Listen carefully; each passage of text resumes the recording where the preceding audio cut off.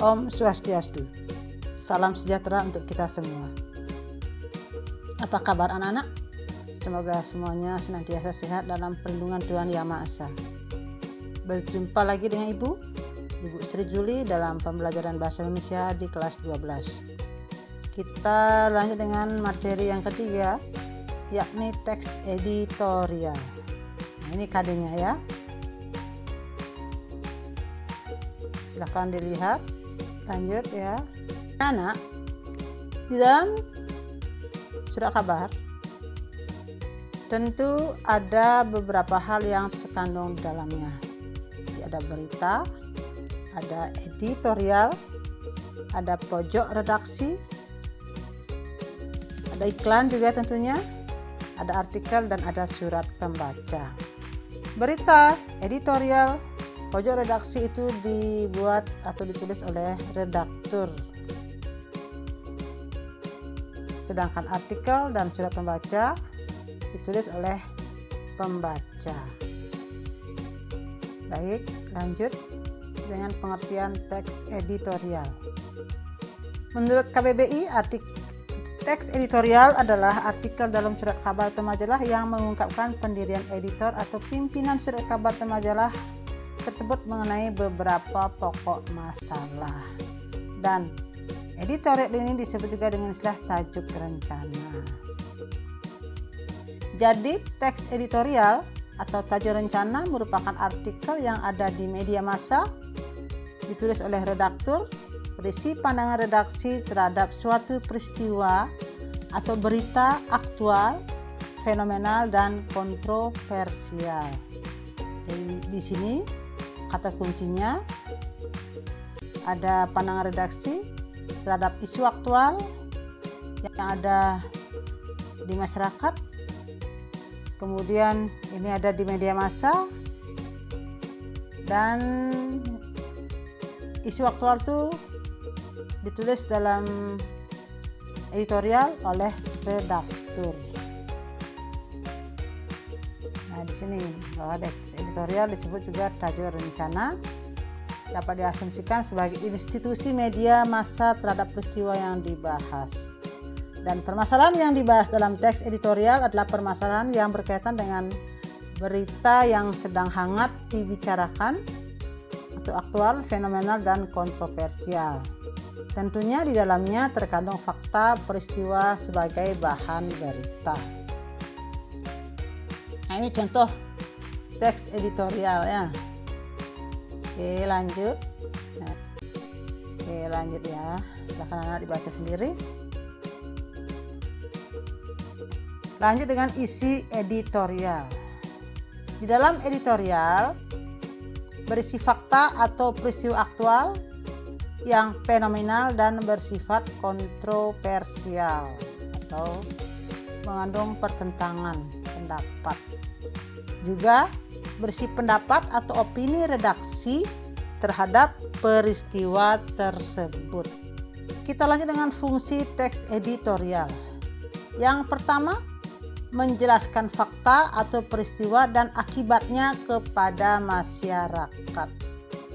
Yang kedua, mengisi latar belakang dari isu dengan kenyataan sosial dan faktor yang memengaruhi. 3. Memberikan pandangan kepada pembaca terhadap isu yang sedang berkembang. 4.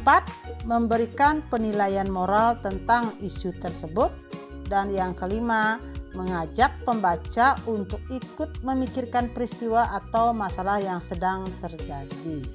Ciri teks editorial. Yang pertama, terdapat pendirian redaksi terhadap masalah yang aktual di berbagai bidang. Yang kedua, dalam teks editorial tidak dicantumkan nama penulisnya karena editorial merupakan pandangan redaksi terhadap isu-isu yang diangkatnya, bukan pandangan penulis secara individu. 3. Isi dari teks editorial berupa analisis, persepsi, dan konklusi dari redaksi terhadap permasalahan yang sedang terjadi, pentingnya masalah, opini redaksi terhadap masalah, kritik dan saran atas permasalahan, dan harapan redaksi atas peran serta pembaca. 4. Ada bagian yang menguraikan fakta dan ada pula bagian yang merupakan opini yang bertujuan membentuk opini publik. Yang kelima, opini ditulis dalam teks editorial diasumsikan mewakili redaksi sekaligus mencerminkan pendapat dan sikap resmi media yang bersangkutan. 6. Terkadang dalam teks editorial atau tajuk rencana terdapat ramalan atau prediksi atau analisis kondisi yang berfungsi mempersiapkan masyarakat akan kemungkinan-kemungkinan yang dapat terjadi serta meneruskan penilaian moral mengenai berita tersebut.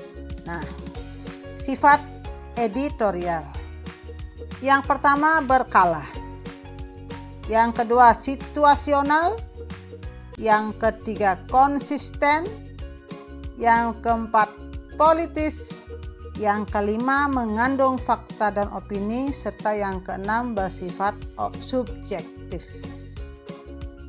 Berkala, maksudnya bahwasanya editorial ini ditulis secara terjadwal sesuai dengan terbitan koran atau surat kabar tersebut atau majalah tersebut.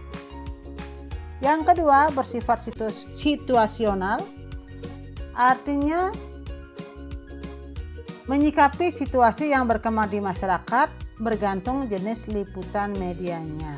3. Konsisten, artinya editorial ini memiliki karakter atau konsistensi yang teratur kepada para pembaca terkait sikap media. 4. Politis, terikat erat dengan kepentingan dan kebijakan media bersangkutan. Yang kelima, mengandung fakta dan opini. Jadi dalam editorial itu pasti terdapat fakta dan opini di dalamnya. Dan terakhir, bersifat subjektif. Ini berlandaskan sisi subjektivitas dari pendirian tim redaksi dalam media tersebut. Fakta dan opini dalam teks editorial. Fakta, ciri-cirinya: 1. Benar-benar terjadi. 2. Bersifat objektif. 3. Waktu, tanggal, dan tempat kejadian jelas. 4. Diperkuat dengan angka-angka. Fakta dapat dibagi menjadi 2, yakni fakta umum dan fakta khusus. Fakta umum yaitu fakta yang mengungkapkan kebenaran yang berlaku sepanjang zaman. Informasinya umum dan belum terperinci. Contohnya, ikan bernapas dengan insang. Itulah fakta umum. Semua orang sudah mengakui fakta tersebut. Yang kedua, fakta khusus, yaitu fakta yang berlaku dalam periode tertentu.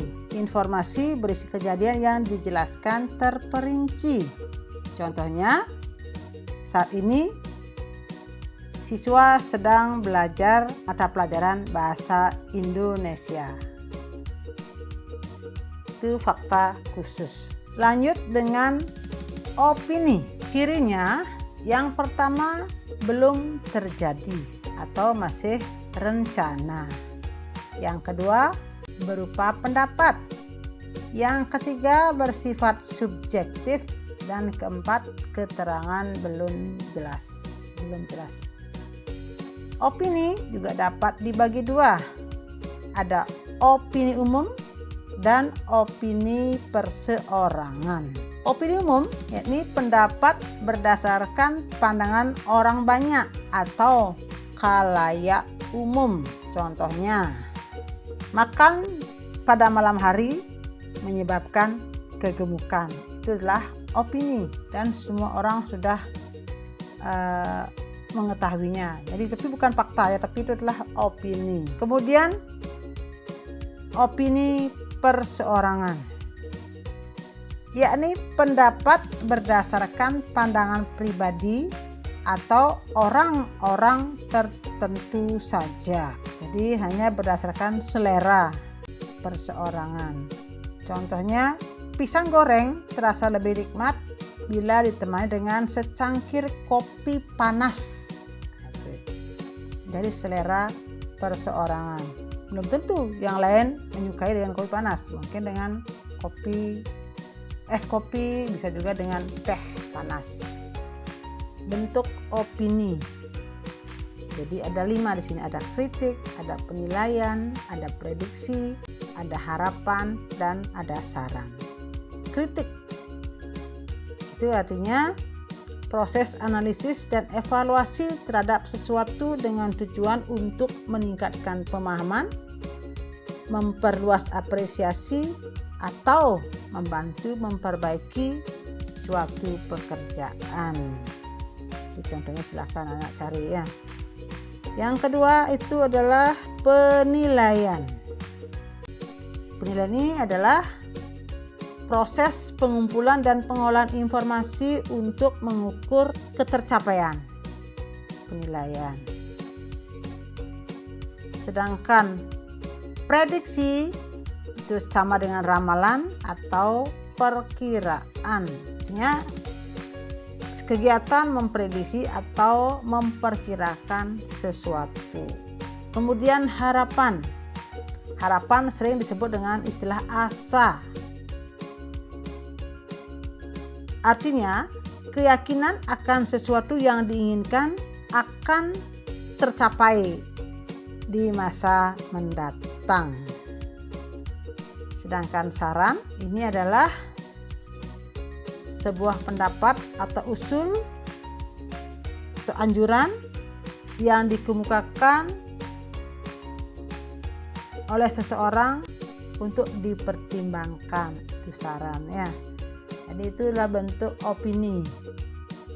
Kita lanjut dengan struktur teks editorial. Ada pengenalan isu atau tesis, ada argumentasi dan penegasan. Kemudian kaidah kebahasaan teks editorial. Yang pertama menggunakan kalimat retoris. Yang kedua menggunakan adverbia frekuentatif. Yakni selalu, biasanya, sering, kadang-kadang, jarang, hampir, sebagian besar, kerap. Yang ketiga menggunakan kata-kata populer sehingga mudah bagi khalayak untuk mencernanya. Yang keempat, mengandung modalitas untuk membangun opini. Yang kelima, menggunakan kata ganti penunjuk yang merujuk pada waktu, tempat, peristiwa atau hal lainnya yang menjadi fokus ulasan. Yang keenam, menggunakan konjungsi, yakni konjungsi eksternal temporal, konjungsi internal penegasan, dan konjungsi kausalitas atau sebab akibat. 7. Menggunakan verba atau kata kerja, yakni verba material, verba mental, dan verba relasional. Nah, kemudian ada 3 verba dalam teks editorial. Ada verba material, yakni verba ini menekankan adanya proses dalam melakukan sesuatu. Proses material membutuhkan 2 partisipan yang disebut pelaku dan yang dikenai pelaku. Contoh, Daus memukul tembok. Daus adalah pelaku. Ya. Memukulnya adalah verba materialnya, kemudian ada objek yang dikenai, itu tembok. Yang kedua, verba mental. yakni verba yang menjelaskan proses dalam merasakan, meliputi satu persepsi berupa melihat, mendengar, mencium, mengecap, meraba. Afeksi, perasaan ini saya suka, takut, benci, dan kognisi, berpikir, memahami, mengetahui. Yang ketiga, verba relasional, yakni verba yang menunjukkan hubungan intensitas. Contohnya adalah, ialah, merupakan, mengandung arti. Tahapan menulis teks editorial. Yang pertama, memilih isu atau berita aktual yang akan diangkat dalam tulisan. Yang kedua, mengumpulkan berbagai data yang akan memperkuat argumen dan opini yang akan disampaikan. Dan yang ketiga, menuliskan teks sesuai struktur dan kaidah. Dalam praktiknya perlu didiskusikan pendapatnya dengan semua awak media. Jadi sekian materi untuk teks editorial. Semoga bermanfaat. Ibu ucapkan terima kasih juga atas atensinya. Ibu tutup dengan Parama Santi. Om Santi Santi Santi Om. Salam sejahtera untuk kita semua.